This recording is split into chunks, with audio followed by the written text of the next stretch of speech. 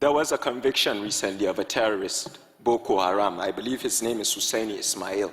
He was convicted for 20 years by a high court. He was a Boko Haram terrorist. Mazi Kanu was convicted, I think, last week, and his own conviction said life sentence. I don't understand why one terrorist is getting 20 years and the other is getting a life sentence if you're saying that. I think Pastor made a good point. There's this idea that justice is served differently, and it affects the problem. Mr. Speaker, I'll conclude by saying this. I've been an advocate of state police. I've sought the wisdom of more experienced members like Honorable Sada Soli, Honorable Ado Dogwa, even yourself and the Speaker.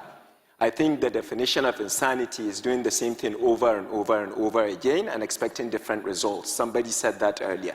We cannot be sitting in Abuja and expecting operations to be efficient in Benue. We have to go back to communal policing. You that are older than us always tell us there was a time when if a guest comes to a community, everybody knows him. We have to get the traditional leaders involved and go back to state policing. This parliament, under your leadership, and I know the excellent work you're doing in the Constitutional Review Committee, is looking at that. Sir, no time for election talk now. We have to tell the public a timeline to roll this out. The fear that governors will abuse it always shocks me because they already have all that power. I'll finally end by putting myself in trouble as usual. The North has an issue. My honorable sister mentioned why we've become a breeding ground for such things. This is why. We are not sending our children to school. Of late, you have bandits on TikTok holding monies. The younger people, younger than myself, that have no employment and no skill because we've neglected them. It's a failure on all our parts over the years.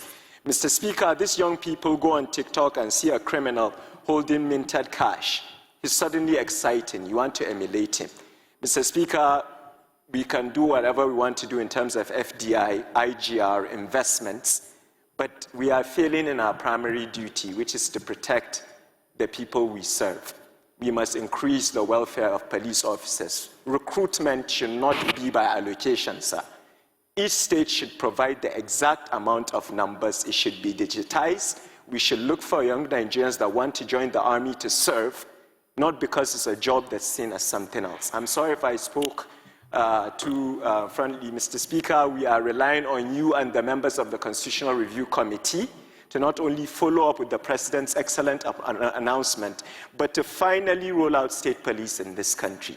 I hope I made my point, and I really appreciate the session today. And once again, sorry I came late.